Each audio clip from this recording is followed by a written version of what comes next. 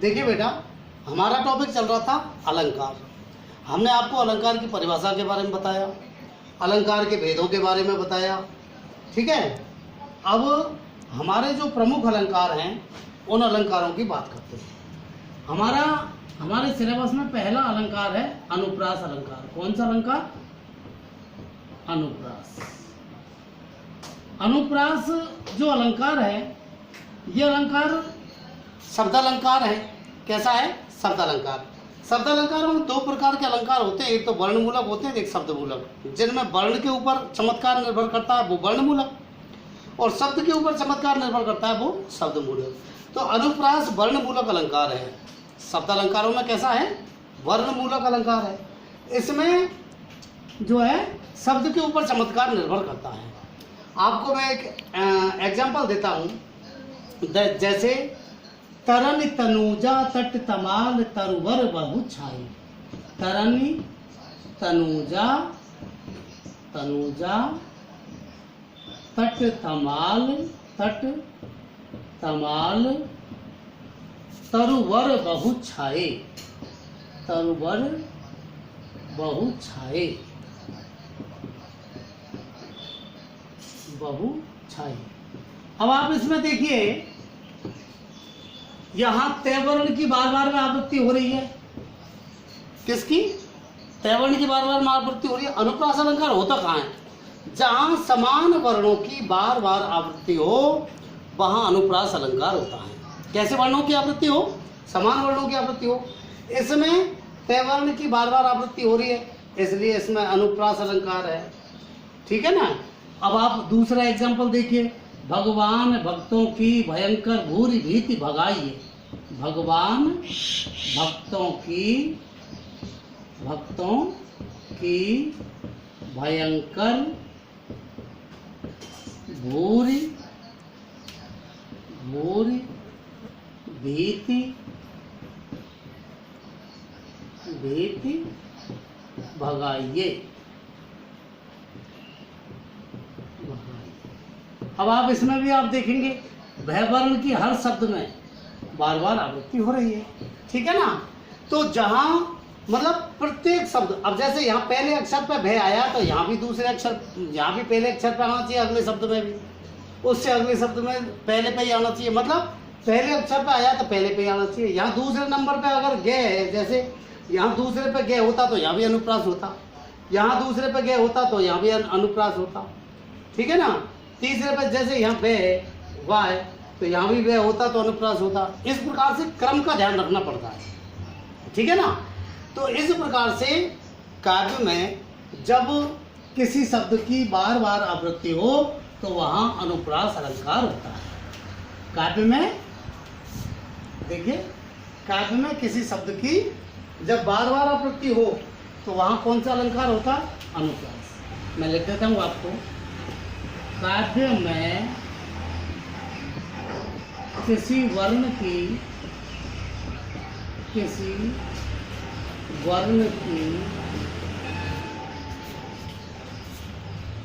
आवृत्ति होने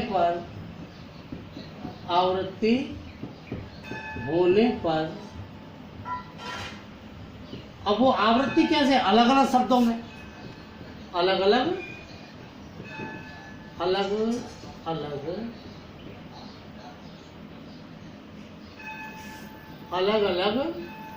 शब्दों में,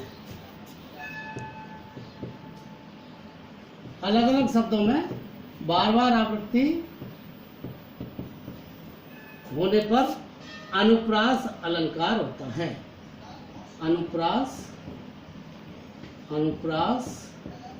अलंकार होता है। ठीक है ना। तो इस प्रकार से ये इसकी परिभाषा है। काव्य में किसी वर्ण की अलग अलग शब्दों में बार बार आवृत्ति होने पर अनुप्रास अलंकार होता है। अब आपको मैंने एग्जाम्पल दिया ही है। कौन सा? भगवान, जैसे भगवान भक्तों की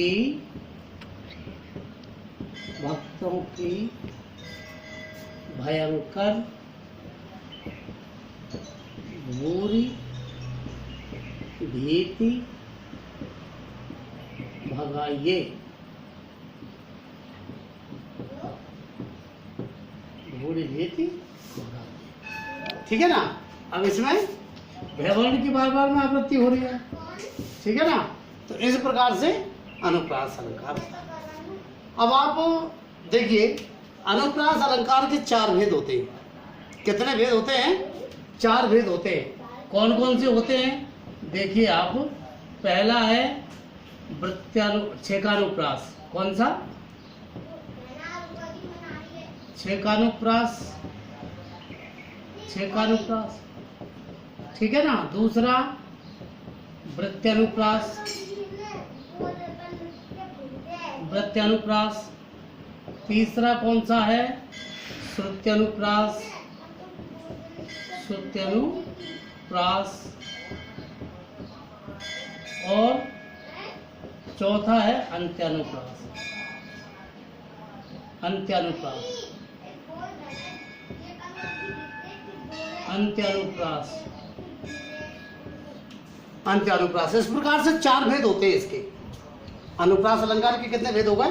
4 भेद होते हैं। बहुत से लोग तो ये भी कहते हैं कि लाटानुप्रास जो है अलंकार भी अनुप्रास का ही भेद है, पर वो लाटानुप्रास एक प्रकार से पूरे शब्द के शब्द ही वापस दोबारा रिपीट होते हैं, इसलिए लाटानुप्रास अलंकार अलग ही मानते हैं। मूलतः भेद हो गए कितने? 4 भेद। 4 भेद हो गए। इनमें से हम बात करें पहले अलंकार की, छेकानुप्रास अलंकार। ठीक है। तो छेकानुप्रास अलंकार जो है, वो छेकानुप्रास अलंकार होता क्या है? तो छेकानुप्रास अलंकार होता है काव्य में जब किसी वर्ण की एक बार आवृत्ति हो। कितनी बार आवृत्ति हो? एक बार आवृत्ति। एक बार आवृत्ति का मतलब होता है 2 बार आना। किसी वर्ण का कितनी बार आना? 2 बार आना। तो काव्य में जब कोई भी वर्ण केवल 2 बार आता है, आगे पीछे शब्दों में तो 2 बार आता है, तो वहां होता है कौन सा अलंकार? जो है छेकानुप्रास अलंकार। ठीक है ना। वहां छेकानुप्रास अलंकार होता है। आप देखिए काव्य में जब किसी वर्ण की एक बार आवृत्ति हो, एक बार आवृत्ति हो तो वहां एक बार आवृत्ति हो, अर्थात कोई वर्ण केवल 2 बार आए, अर्थात कोई वर्ण केवल 2 बार आए, 2 बार आए, तो वहां छेकानुप्रास अलंकार होता है। छेकानुप्रास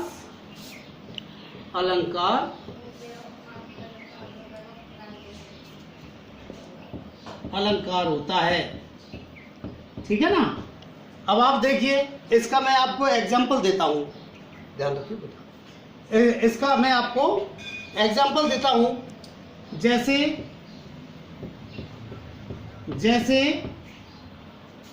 कानन कठिन भयंकर भारी, कानन कठिन भयंकर भारी, घोर घाम हिम बारी बयारी, घोर घाम हिम बारी बयारी, बारी बयारी। ठीक है ना। अब आप देखिए इसमें यहां कानन और कठिन, इनका जो पहला अक्षर है वो केवर्ण है। कौन सा वर्ण है? केवर्ण है। तो केवर्ण 2 ही बार आया है। अब आप देखिए यहाँ 2 बार आया, एक बार यहाँ गया, एक बार आने के बाद में दोबारा आप जो आता है तो उसको आवृत्ति बोलते हैं। तो आवृत्ति तो एक बार ही हुई ना भाई, आवृत्ति तो एक ही बार हुई। मतलब कहने का मतलब 2 बार जब कोई वर्ण आए तो वहां छेकानुप्रास, छेकने का मतलब होता है छोड़ना, एक बार आवृत्ति होने के बाद में उसको छोड़ देते हैं। हमारे जो है रूरल लैंग्वेज में किसी व्यक्ति को बुलाने के बाद में दोबारा छोड़ देते हैं तो उसको छेकना कहते हैं, ठीक है। इसी प्रकार से जो है कै वर्ण की एक बार आवृत्ति हुई है, इसी प्रकार से भयंकर भारी में भय की एक बार आवृत्ति हुई है, ठीक है। घे में घे की एक बार आवृत्ति हुई है और बारी बयारी में बे की एक बार आवृत्ति हुई है। तो आप इसमें देखिए कै में छेकानुप्रास है, भय में छेकानुप्रास है, घे में छेकानुप्रास है और बे में छेकानुप्रास है, इनमें सब में छेकानुप्रास है। अगर पीछे की बात करें तो ने एक बार यहाँ ये आया, यहाँ ने में छेकानुप्रास हो गया, यहाँ रे में छेकानुप्रास हो गया, यहाँ में घाम और हिम में ये जो मैं वर्ण है ये अंत में आया, इनमें छेकानुप्रास हो गया। बारी बयारी में रे आया, इनमें छेकानुप्रास हो गया।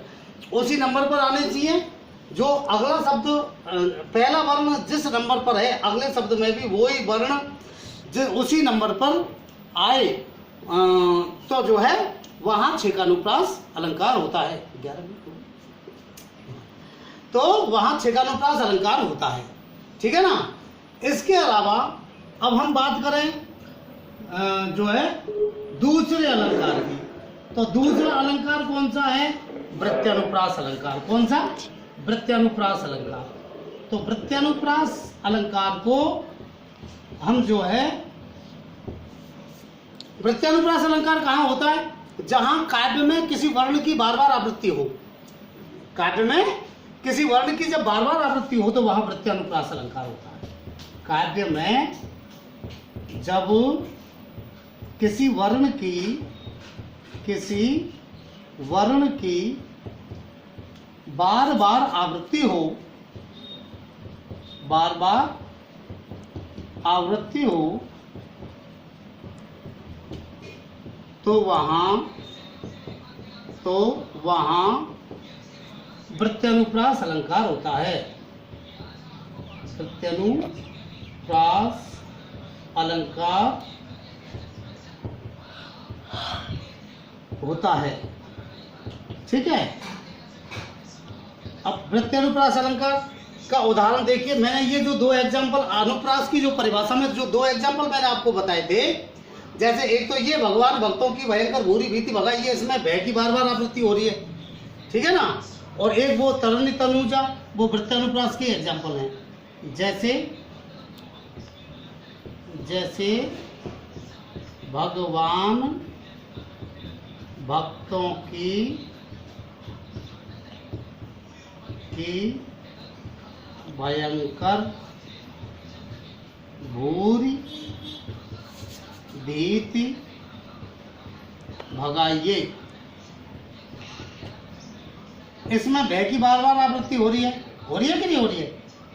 बार बार आवृत्ति। तो जहां बार बार आवृत्ति होती है वही ये अलंकार होता है, ठीक है ना। इसी प्रकार से दूसरा एग्जाम्पल देखिए, तरणी तनुजा तट तमाल